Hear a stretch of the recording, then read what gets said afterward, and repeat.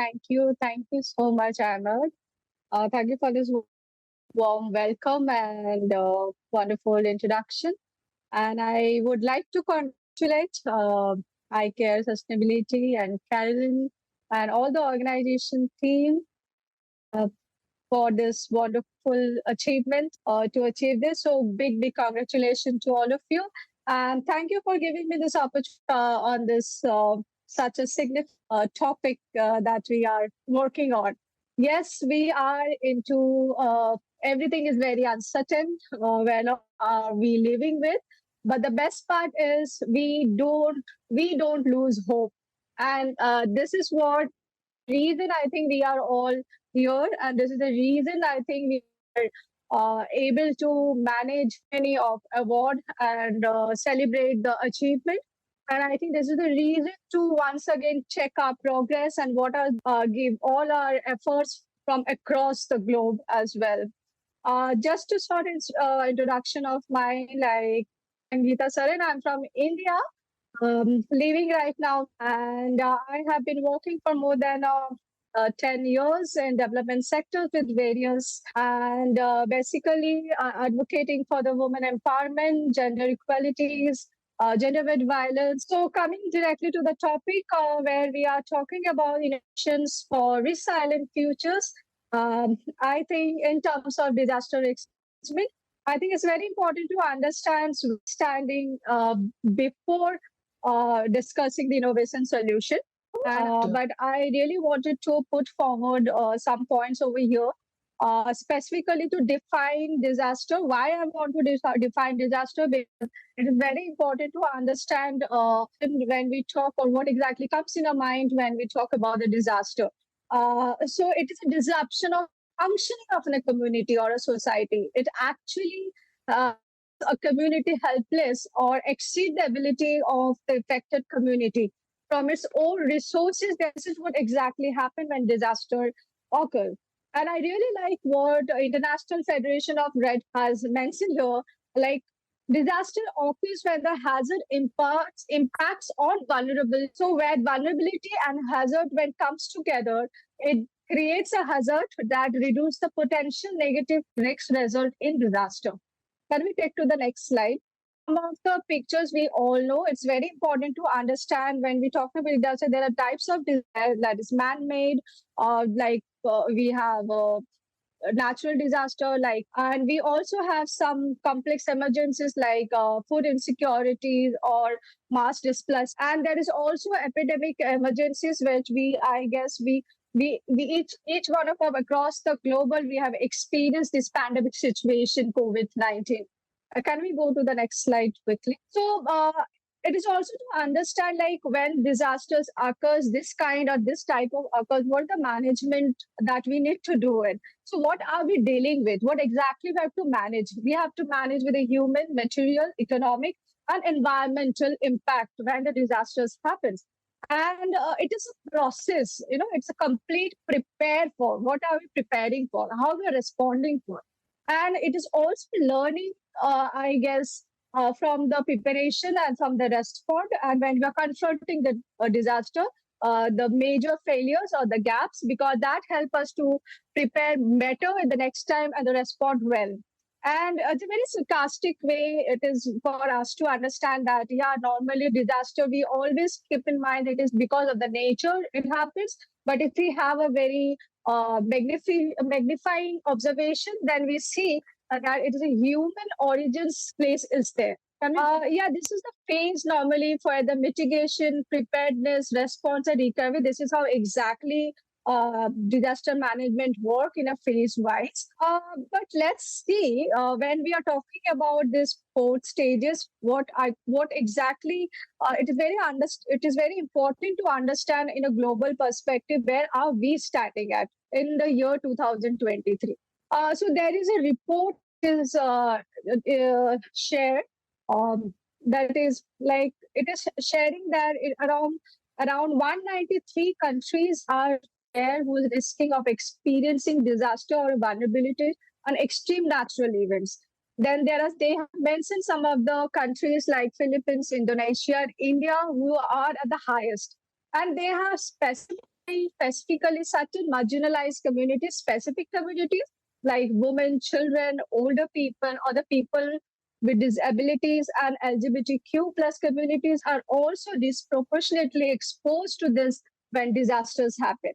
And what is the major failure? The failure to mitigate the climate change or the failure to climate change adaptation are the two most severe risks of which the world are going to face in the coming next decade. These are the findings that have been shared. So this is a picture I try to give where there is a publish of 18th edition of Global Risks Report 2023. Then every year World Economic Forum shared their part, like where we are going to, what type of risks and how it's going to impact in coming 2 years and the coming 10 years. And these are the type of categorized areas like economic, environment, geopolitical, society, and the technologies. So, like if we talk about the societal, then the cost of living, cost of the living.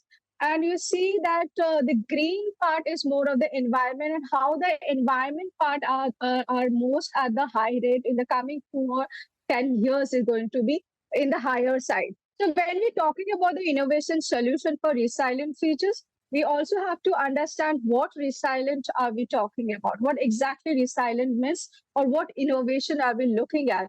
So far, what as a country altogether we have taken, when many countries has considered the disaster management as a national priority, and because of that, they have established many laws enforcement policies has they developed. They have developed many institutions to train their expertise. Then they have also participated in the world conferences where they can exchange their progress and learn from each other. Then they have took part as a membership in the global agencies, where the developed countries are also providing support to developing countries. And we also see that there is a lot of release of progress report. And they are also observing some special day like International Day for Disaster Risk Reduction to sensitize the community in the larger scale as well.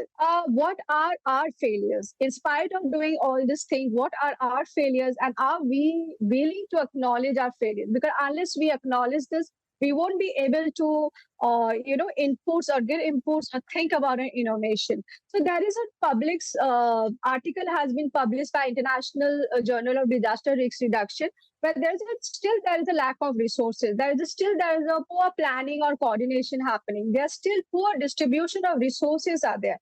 The lack of awareness and education is there. There's unplanned development when there is urbanization is happening.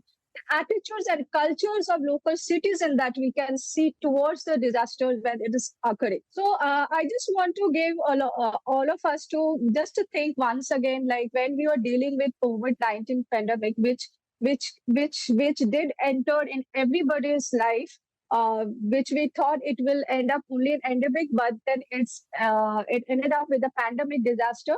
I think that was because of the way we are addressing the preparedness, we were not ready. The way we are responding to the current pandemic, looking at the 100 years old pandemic, or the interdependency and the complexity and the inequalities that were created in the global system. And we were trying to also not able to have an inadequate initial process. The process which was taken that was not adequately, that encounter of exposed. Like the cities, like if I say in India, Mumbai is a city where it connects the entire global part, where it's a hub for the economic, and it is also where the larger part of migration happens, and which make them itself exposure to much larger cases. And that is how the Mumbai during COVID pandemic, they were having large number of cases than any other states in India. Similarly, the rapid exposure to viruses. When you talk about the cities like Mumbai, where the slums are great, specifically in the in developing countries where the space is less, the social distance is becoming very difficult to maintain all those regulations. So these are some of the social inequities and dimension of vulnerabilities that is rooted, and the lack of proper governance in global policy framework and political interference was also one of the reasons that many things went wrong while dealing with COVID-19 pandemic disaster. So when I'm talking about resilient, so resilient means we have to, even like a rubber, like elasticity, when you stretch it out, when we leave it, it comes to the same exact place. So this is how our innovation solution should be original shape, so that we can come back with more strong success and healthy rate with a recovery of more damage uh, quickly, and we may able to adapt well to face the adversity. So basically, so when we're talking about the solution, some of the solution that I was thinking about and I was providing is we have to be very effective on the terms of crisis management and the strategic framework that we are developing. This is very important on combining the new technologies, with the GIS, robotic or drone technology or artificial intelligence. Or when the social networking is so rampant, then we also have to know how to use for such kind of issues. We also have to review and upgrade the disaster management cycle, identifying and determining where and when the help is needed. It is early or it is too late. Assessing the severity, because like we know in COVID pandemic, when we are not able to assess the severity, it has exposed to much larger area and the vulnerable community. And the planning of the evacuation and the selection of location, that was very important. And I majorly do want to talk about institutional strengthening. I think there are many support systems, there are many stakeholders, there are existing forums are there, which is need to be strengthened from the government, from the UN bodies, or from the NGO or from the corporates. It's very important that we need to educate them, sensitize and capacitate them so that they can become more strengthened rather than creating more and more forum or institutions.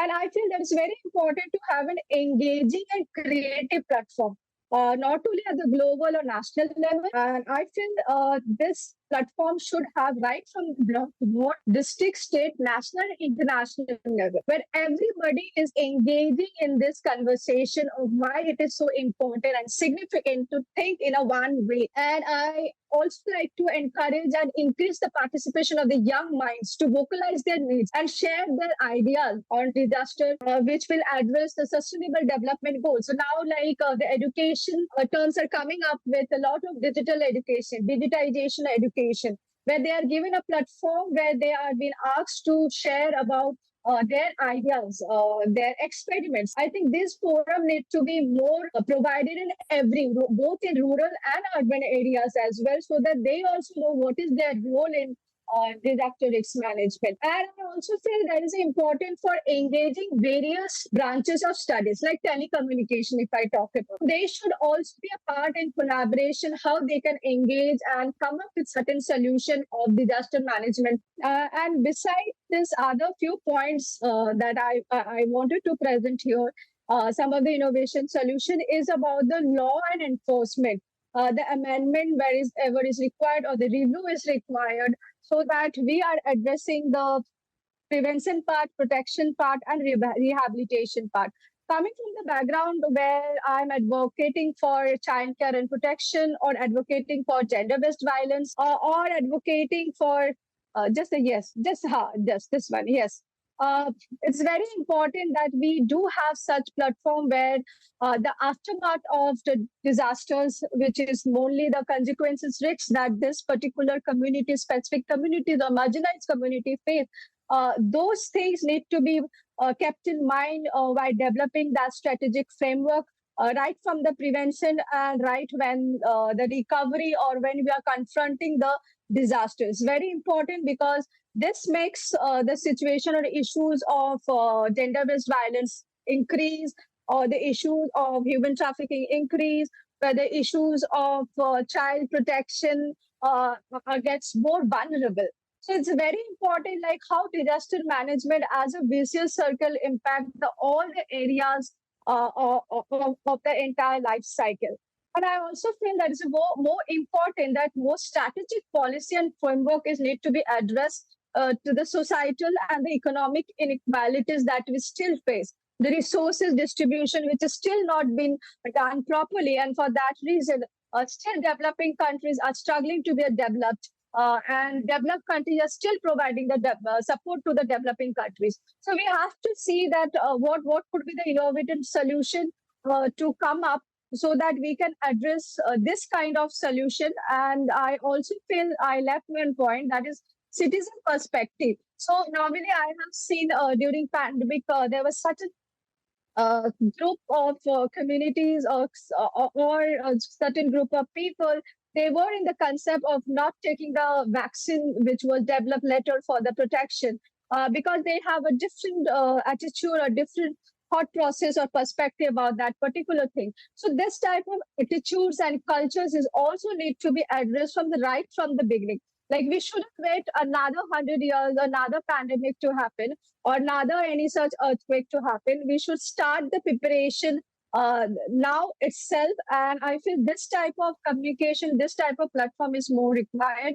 The projects that you all are doing, the mini projects you are doing, when we're developing this kind of project, this also helps. We also need to develop this project keeping in mind that environment, governance, and sustainability, working in the areas of also in the corporate social responsibility, where government has also came up with a thought process and made it a law, where India also asking the business development area to give their inputs in disaster management, disaster risk management also. So with all this thing, with all my thought process, I end my inputs here. And thank you so much for giving this platform to share my point on this topic. And I do encourage all the ICARE sustainability to continue this work.